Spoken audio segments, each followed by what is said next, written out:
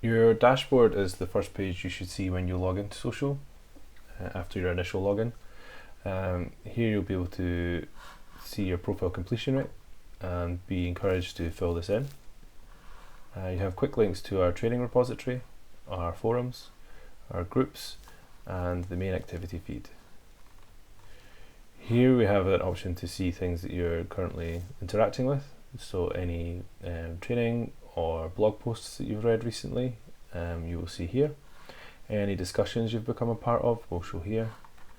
Here you can see any upcoming events that may interest you, and once you've registered for those events, you'll see any upcoming events that you are currently registered for.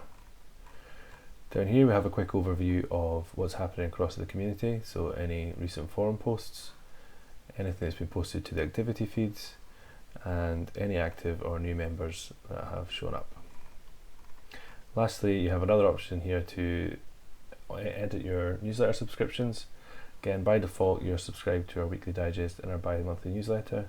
If you would like to unsubscribe to one or both, or resubscribe in the future, you can do so from here.